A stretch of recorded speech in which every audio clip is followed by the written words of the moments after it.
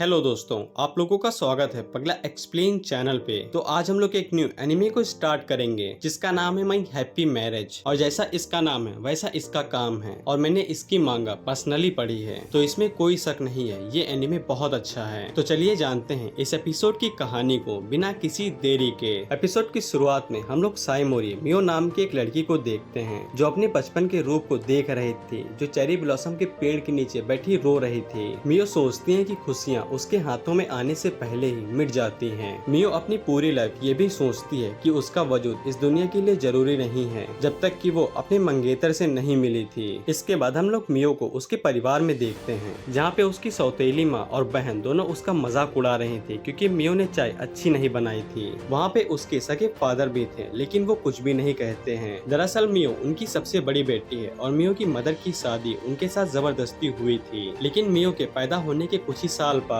मियो की मदर चल बसी और मियो के फादर ने दूसरी शादी कर ली जो उनकी लवर थी। इसके बाद हम लोग मियो को देखते हैं जो उनसे कुछ भी नहीं कहती है और माफी मांग के वहाँ से चली जाती है। इसके बाद हम लोग तात्सुई सी परिवार के हेड को देखते हैं जो मियो के फादर से मिलने के लिए आते हैं। इसके बाद जब मियो बाहर आती है तब वो दो नौकरों को आपस में बातें करते हुए सुनती है। वो दोनों नौकर आपस में कहते हैं कि तात्सुई सी परिवार का हेड यहाँ पे आया है और वो जरूर शादी का प्रस्ताव रखने के लिए आया होगा, लेकिन तात्सुई परिवार का हेड यहाँ पे मियो के लिए नहीं बल्कि काया के लिए आया है जो उसकी सौतेली बहन है। इसके बाद वहाँ पे परिवार की हेड नौकर आती है जो उन दोनों से कहती है जो सही से कपड़े भी नहीं धो सकते हैं उन्हें खाने को कुछ भी नहीं मिलेगा। इसके बाद जब मियो घर की सफाई कर रही थी तब वहाँ पे तात्सुई परिवार का सबसे छोटा लड़का कोजी आता है और कोजी ही सिर्फ एक ऐसा लड़का है जो मियो के साथ साइमोरी परिवार के मेंबर की तरह बिहेव करता है। इसके बाद कोजी और मियो दोनों एक दूसरे से बातें करने लगते हैं और कोजी अपने साथ मियो के लिए कैरेमल चॉकलेट्स लेके आया था और मियो चॉकलेट्स खा के काफी खुश हो जाती है। कोजी कहता है अगर मियो इन्हें खा के खुश हो गई है तो इनकी कीमत बहुत ज्यादा महंगी होनी चाहिए। इसके बाद कोजी मियो से कहता है कि वो उसकी मदद करना चाहता है। वो भले ही खुद एक सुखड्डी इंसान है लेकिन वो मियो को ताकत देगा और उसे खुश रखने के लिए कुछ भी करेगा। इसके बाद हम लोग रात के समय में मियो और उसके फादर को देखते हैं। मियो के फादर मियो से कहते हैं कि कल यहाँ पे जो मीटिंग होगी उसमें मियो को भी यहाँ पे रहना है। इसके बाद हम लोग मियो को उसके छोटे से कमरे में देखते हैं। मियो सोचती है कि उसके साथ तो नौकरों जैसा बर्ताव किया जाता है तो फिर उसे मीटिंग में क्यों बुलाया जा रहा है और क्या मियो को उस मीटिंग में जाना जरूरी भी है क्योंकि मियो कई सालों से इस घर के बाहर तक नहीं गई है। अगले दिन हम लोग मियो को रसोई घर में एक कढ़ाई को साफ करते हुए देखते हैं और जब मियो कढ़ाई को साफ कर रही थी तब वो सफाई करते हुए कढ़ाई की काया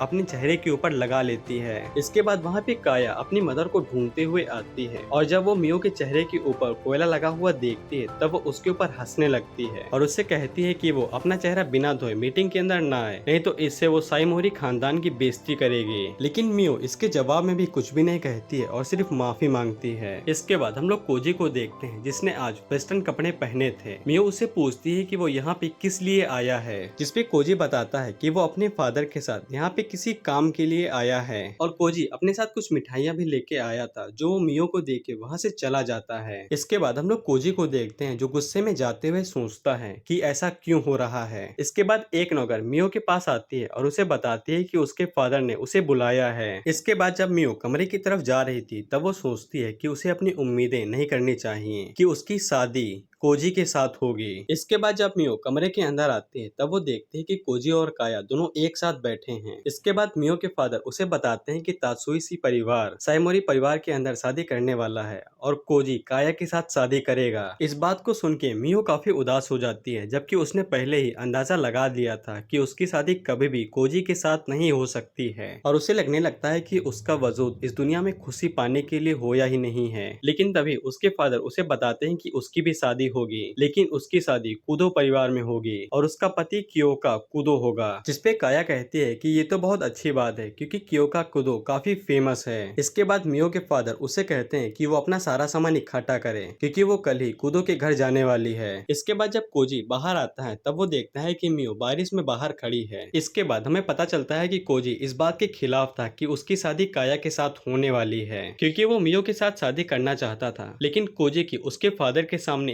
एक भी नहीं चल पाती है। इसके बाद हम लोग मियो को देखते हैं जो उसी पेड़ के सामने बैठी थी जिसको उसकी मदर ने लगाया था, और मियो जब भी उदास होती है तब वो यहाँ पे आ जाती है और उसको यहाँ पे बैठने से काफी शांति भी मिलती है। लेकिन अब क्योंकि मियो यहाँ से जाने वाली है इसीलिए उसके पास अब और ज्यादा टाइम नहीं है और वो अपनी मदर को हर किसी चीज के लिए शुक्रिया कहती है। इसके बाद कोजी मियो के पास आता है और वो उसे माफी मांगता है क्योंकि वो इतना कायर है कि वो कुछ भी नहीं कर सका। मियो उसे कहती है कि उसे माफी मांगने की जरूरत नहीं है, ये बस मियो की बुरी किस्मत है और शायद से वो खुशियां ढूंढ ले जिसके साथ वो शादी करने वाली है। और मियो इसके लिए किसी को दोष नहीं देना चाहती है, जिसपे कोजी कहता है क्या मियो उसके ऊपर गुस्सा नहीं करेगी, जिसपे मियो कहती है कि वो ये सभी फीलिंग्स पहले ही भुला चुकी है। इसके बाद कोजी मियो से कहता है कि वो उसकी मदद करना चाहता है, उसके साथ हंसना चाहता है, क्योंकि वो मियो को कोजी इसके आगे कुछ कहता कि उससे पहले ही काया उसे बुला लेती है। और मियो कोजी को शुक्रिया कहती है जो अब तक कोजी ने उसके लिए किया, और इतना कहने के बाद मियो वहाँ से चली जाती है। इसके बाद हम लोग मियो को उसके कमरे में देखते हैं जहाँ पे मियो अपने साथ बस 2 किमोनो और एक कंघा लेके जा रही थी, क्योंकि मियो के पास सिर्फ इतना ही सामान है। इसके बाद मियो के पास नौकरों की हेड आती है और वो मियो के लिए एक नया किमोनो लेके आई थी जो उसके फादर ने उसके लिए भिजवाया है क्योंकि मियो यहाँ से जा रही है। वो नौकर मियो को ये भी बताते हैं कि उसकी शादी जिसके साथ होने वाली है वो बहुत सख्त और क्रूर आदमी है और अब तक उसकी सगाई जितनी भी लड़कियों के साथ हुई है उन सभी ने उसके साथ सगाई तोड़ ली, वो भी एक दिन के अंदर। इसीलिए वो नौकर मियो को अपना ध्यान रखने के लिए कहती है, जिसके लिए मियो उसे शुक्रिया कहती है। वो नौकर मियो के सामान को देख के उससे पूछती है क्या वो इतना ही लेके जाएगी, जिसपे मियो कहती है कि उसकी मदर ने जो सामान उसके लिए छोड़ा था वो पहले ही फेंक दिया गया है और उसके पास बचा कुचा बस यही सामान बचा है। इसके बाद वो नौकर मियो को रास्ते में कुछ खाने के लिए देती है और वहाँ से चली जाती है। मियो किमोनो को देखते हुए अपने मन के अंदर सोचती है कि ऐसा फैंसी किमोनो उसे सूट नहीं करता है। अगले दिन मियो अपना नया किमोनो पहन के अपने मंगेतर के घर जाने के लिए निकल जाती है। मियो सोचती है अब उसकी सारी यादें इस घर के साथ ही खत्म हो जाएंगी। इसके बाद हम लोग मियो की कुछ मेमोरीज को देखते हैं जहाँ पे वो अपने मदर के साथ खेल रही थी, लेकिन उसके कुछ ही समय बाद ही मियो की मदर किसी बीमारी की वजह से चल बसती हैं और मियो के फादर ने जब तक दूसरी शादी नहीं की थी तब तक वो मियो का पूरा ध्यान रखते थे, लेकिन जैसे ही उन्होंने दूसरी शादी कर ली और उन्हें दूसरी बेटी हुई तो उन्होंने मियो से अपना पूरा ध्यान हटा दिया और काया जैसे जैसे बड़ी होती गई तो उसे साइमोरी परिवार की बेटी की तरह रखा गया, लेकिन उसी जगह पे मियो को एक नौकर की तरह रखा गया। और काया की मदर हमेशा मियो के ऊपर चिल्लाया करती थी और उसे हमेशा एक कमरे के अंदर बंद कर देती थी, और उसी के साथ ही काया की मदर ने उस पेड़ को भी कटवा दिया जिसको मियो की मदर ने लगाया था। इसके बाद हम लोग मियो को देखते हैं जो ट्रेन में सफर करते हुए जा रही थी और वो ट्रेन में सफर करते हुए उसी खाने को खाती है जो उस नौकर ने दिया था। और कुछ ही समय बाद मियो उस जगह पे पहुंच जाती है जहाँ पे कूदो फैमिली रहती है, लेकिन मियो को वो जगह देख के लगता ही नहीं है कि वहाँ पे कोई फैमिली रहती होगी क्योंकि कूदो फैमिली जंगलों में रहती है। इसके बाद जब मियो थोड़ा सा आगे बढ़ती है तब उसे कूदो खानदान का घर दिख जाता है, लेकिन मियो ने जितना सोचा था वो घर उससे काफी ज्यादा सिंपल था। इसके बाद मियो उस घर में जाती है और उन्हें बताती है कि वो साइमोरी मियो है और वो यहाँ पे क्योका कूदो से शादी करने के लिए आई है। मियो के लिए दरवाजा कूदो परिवार की नौकर यूरी खोलती है। इसके बाद यूरी मियो को घर के अंदर बुलाती है और उसे बताती है कि यंग मास्टर अभी पढ़ाई कर रहे हैं, और यूरी मियो से मिलकर काफी खुश होती है और उससे कहती है कि अगर मियो उसे फॉलो करेगी तो वो उसे उसके मंगेतर से मिलवा देगी। इसके बाद मियो अपने होने वाले पति को पूरे शिष्टाचार के साथ ग्रीट करती है। मियो का होने वाला पति जिसका नाम क्योका कूदो होता है वो मियो से कहता है कि मियो कब तक अपना सर नीचे झुकाए रखेगी, जिसपे मियो अपनी आदत से मजबूर इसके लिए माफी मांगती है तो क्योका उससे कहता है कि उसने माफी के लिए नहीं कहा है। यूरी मियो से कहती है कि उसे अपना सर उठा लेना चाहिए, और जब मियो अपना सर उठा के अपने पति को पहली बार देखती है तब वो काफी शॉक हो जाती है क्योंकि उसका होने वाला पति बेहद खूबसूरत था, बिल्कुल इस तरह की जैसे कोई फूल बर्फ से बाहर निकला हो। और मियो को लगने लगा कि उसकी रुकी हुई लाइफ अब पहले की तरह आगे बढ़ सकती है। क्योंकि मियो को अपने बारे में बताता है और कहता है कि वो कूदो फैमिली का हेड है, और मियो अपने मन के अंदर सोचती है कि उसका होने वाला पति बहुत खूबसूरत है। और इसी के साथ ही ये एपिसोड यहीं पे खत्म हो जाता है। तो आप लोगों को ये एपिसोड कैसा लगा कमेंट करके जरूर बताइएगा, और अगर आपको वीडियो अच्छी लगी हो तो लाइक कमेंट कर दीजिए।